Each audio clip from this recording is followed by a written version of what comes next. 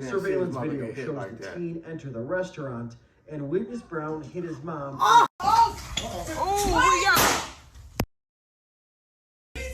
Get your food!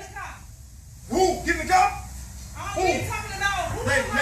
Nay. Get your food! Get your food! If you say one more thing, I'm gonna knock you out. Oh my grandma, say one more thing, I'm gonna knock you out. Say one more thing, I'm gonna knock you out. Head and face. Prosecutors say that's when the 14-year-old pulled out a gun and shot Brown in the back. He later died. You have the right to use deadly force to stop that force against another person. And that's exactly what happened in this case. And that's exactly why the state's attorney's office dropped this case today. Now, the Cook County State's Attorney's Office released a statement that reads in part based upon the facts, evidence, and the law. We are unable to meet our burden of proof in the prosecution. The crazy thing is he put all that into it and she ain't fall down. She did not want to comment as she was released from the Cook County jail, but why her friend did tell me that justice was served by both these cases. We're live from the Cook County jail. That's a whole other problem. CBS 2 News. Joe, Erica, but why Charlie, thank you. You saw how he hit her for over what? He said, did they know each other? I don't know. He started threatening her, talking about. Very minimal. They should have been continued the investigation. It could have been hers that was in the car. Say, okay, murder charge, send them to court. The charges stem from the She just said go get in the car. Jeremy Brown inside the Maxwell Street Express in the West Pullman neighborhood. Video posted to social media shows Hood arguing with Brown inside the restaurant. Hood then texted her 14-year-old son, who was waiting outside in the car. Surveillance video shows the teen enter the restaurant and witness Brown hit his mom in the head and face. Prosecutors say that's when the 14-year-old pulled out a gun and shot Brown in the back. He later died. You have the right to use deadly force to stop that force against another person. And that's exactly what happened in this case. And that's exactly why the state's attorney's office dropped this case today. Now, the Cook County State's Attorney's Office released a statement that reads in part based upon the facts, evidence, and the law.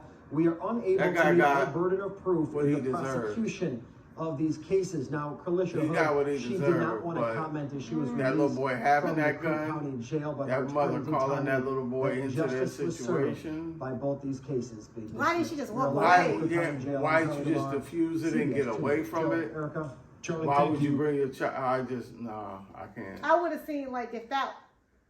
I can't do it. Then you see here, I think you see him running. And a disturbing case unfolds in court. A mother accused of ordering her son to commit murder in a West Pullman restaurant. The mother and son are now charged, both of them. Elizabeth Matthews joins us now with more on this developing story. Elizabeth? Yeah, not only that, mom, who's accused of giving those shoot-to-kill orders, is now being held on $3 million No, because you heard her say, "Go get in the car."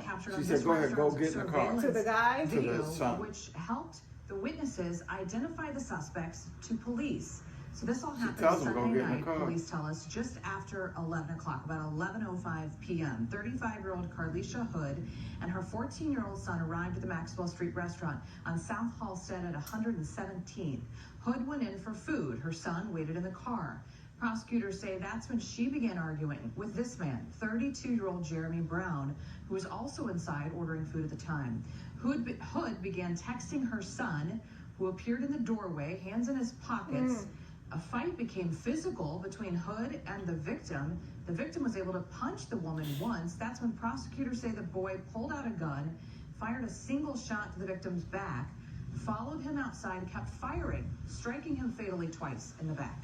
He followed him. Once outside of the restaurant, while the co-defendant was still shooting at the victim, the defendant instructed her son, the co-defendant, to continue to shoot and kill the victim. How do you know Once that? the co-defendant I'm sure she was. finished shooting the victim, the defendant turned her focus towards witness one. She began pointing at witness one and instructing her son to shoot her. That's a different story. Prosecutors say the Hood even tried to get the gun from her son, but he pushed her away. No shots were fired at that witness, who is also the victim's girlfriend. Both mother and son facing murder charges. She's also charged with contributing to the delinquency of a minor. The teen boy also facing unlawful use and possession of a firearm. Both were told to surrender themselves to police yesterday. We're also told that Hood, the woman charged in this, the mom charged in this, also had a FOID card herself and was licensed to conceal carry. Reporting live, Elizabeth Matthews, Fox 32, Chicago. Oh, so that changed the focus of the gun. That's why they can only hit her with contributing to the delinquency of a minor, because telling him to get the gun or have it on him and come in there, she shouldn't have been doing that. Well, they dropped the charges anyway, though. No, not those. They dropped murder charges. Oh, really? The murder charges are dropped. Murder charges dropped.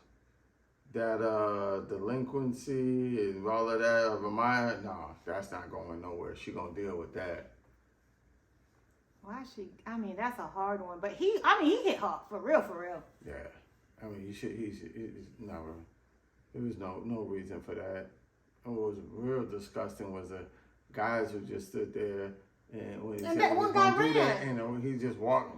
He started to turn around and run. He didn't even say, "Yo, Well, stop because it." that's all the problem with Chicago right now. It's bullet alley. Everybody's shooting everybody. So. But his girlfriend was there. So we don't even know what really happened. Like, they probably knew each other. Small town, I'm assuming. But regardless, oh, her poor son, that poor 14-year-old. He should, no matter what was going on between him and her, he should have never did what he did. Well, you mean the way he punched her? Yeah, he should have never did. But his girl was right there. Like, she ain't gonna say, "Babe, stop." Like, if you were doing that to another woman, I'd be like, "Babe, stop. What are you doing?" Yeah. Like, seriously? Yeah. I should have never. But he probably hit her a few times.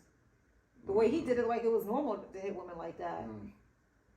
He didn't even go lightly. But he put all that weight into all of it. And she ain't going nowhere. She was still standing on her feet. That's an embarrassing part for him. I know if I cock back like that,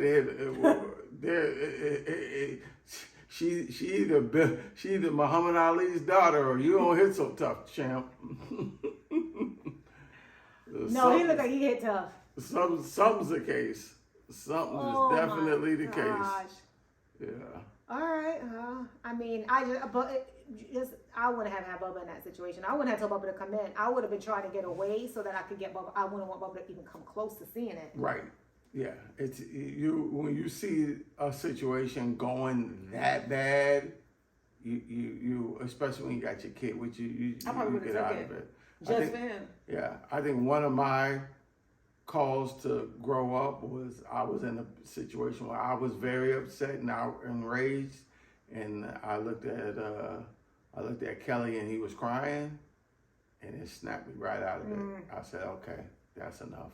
Time to go. And I got my son and left. So I'm not telling nobody to do nothing I haven't done myself. Like, you don't do that. You don't push it that far. Nope. All right. We'll see. Anyway, let me go do some work, bro. Oh my gosh, that's crazy.